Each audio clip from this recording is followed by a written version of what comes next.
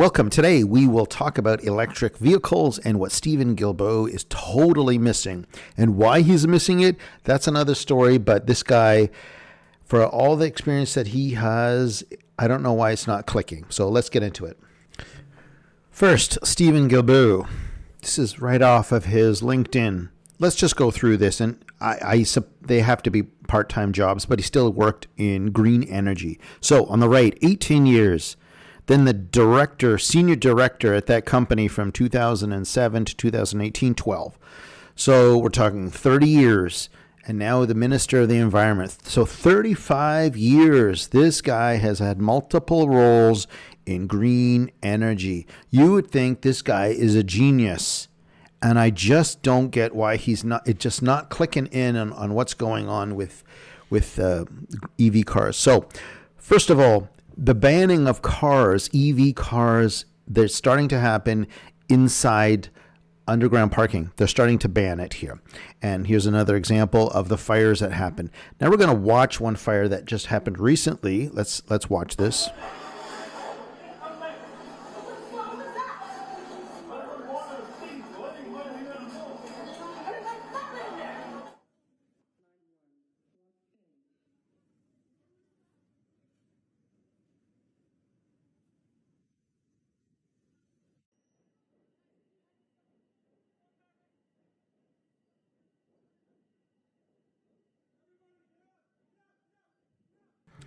Okay, that's an example underground in a TTC chemical fire that has happened. That's why they're starting to stop banning all electric vehicles underground because of this, because they can make fires on there, which is crazy.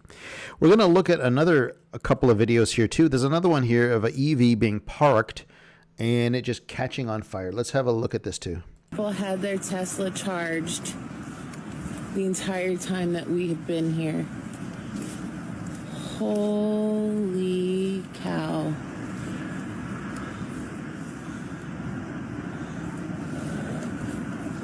Now, in those electric cars that Stephen Guilbeault is forcing in 2025, in a few years, this is a lithium mine. This is not a video game. This is really a lithium mine, how they take it out of the ground in South America. And this is actually a good looking one compared to the ones in Africa where the lithium and the cobalt come from. So this is a mine in Africa and Congo of where that stuff comes from. The ingredients for the car that Guilbeault is forcing, and here we can look the rush to get this done. No one is considering this, that where these elements are coming from. And there is a place in Canada that you can get it in cobalt, but let's look at one more video of a car catching on fire and how the firefighters won't touch it because it's a chemical burn, and very intense chemical burn. Let's watch this.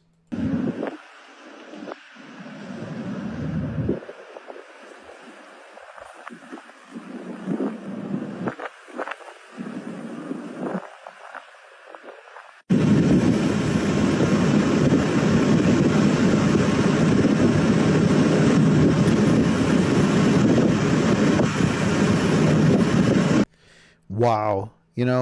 I really should have the first part, the end of the video come first, because that is an inferno of heat, and firefighters won't touch it because it's something new with this chemical burn that's going on in the batteries that they won't touch it. Now, there's a place in Canada, and I don't know why Trudeau or Guilbeault, no one has ever spoken about it, but there is a place they can get cobalt in Ontario. It's called Cobalt, Ontario. Let's have a look at this. Okay, we're going to have some fun. Let's get into it. Zoom into Earth. There we go. Look at that. Cobalt, Ontario. And that's exactly what it is. Cobalt. How come no government has ever talked about it in Canada? Why don't they plan on getting it from Ontario then?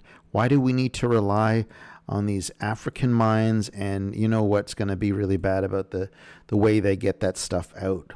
Let's have a little bit of history on cobalt and what's going on.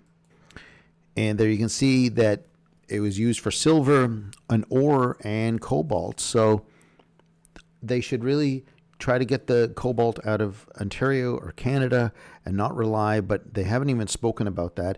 And the last other thing is how much it's going to cost the electrical grid needs to be upgraded. And the only estimate that I found here is $1.7 trillion. That is the budget to upgrade the electrical grid in Canada. How is this even possible that they never even spoke about this ever? That guy, Stephen Guilbeault, with 35 years of experience, has never, ever brought this up. He hasn't talked about the chemical burns, hasn't talked about how to get the minerals, and even the cost to upgrade the system. And I know two people. I know one guy that had a Tesla, and it did catch on fire in the garage, and then he moved away. So I don't know if he's ever going to get one ever again anyways, but those are the stories that I've heard. I mean, sure, I've seen it. I've had a real estate agent, I remember. He had one. He seemed to have one in the very beginning, one of the first ones, which I thought was wicked because it's free energy for life. And I was like, I thought this piece of garbage is over 10 years old. How can you still... I thought the battery would be dead, but maybe he paid for the battery because it is lifetime of energy. So anyway, he seems to... those are my two examples of the batteries on the EV. So Stephen Guilbeault, I don't understand why he's not even thinking about any of this. And I know he had a conversation, or Daniel Smith mentioned too, with the power grid, with the load batteries, that it's how much batteries that you'd need to hold a load for wind anyways. And even those electrical buses in Edmonton that they bought 250 buses, electrical vehicles, and now they won't start because it's too cold. Like too cold is like minus, I think 5 degrees. Once it goes past 5 degrees below, it starts not working. They bought blankets. So anyway, pretty sad that Stephen Guilbeault doesn't think about any of this stuff. With all this experience, he is the most qualified. I'll give him kudos. When he worked at Greenpeace, he climbed the CN Tower. He has some kahunas for doing that, as opposed to the radicals that do it now. They glue their hand on the floor, or they throw tomato sauce or paint at the Mona Lisa. So at least he had, when he was doing his criminal activity, he had some, he was much better as a thrill seeker doing it than the people that do it now, which just seem they're just...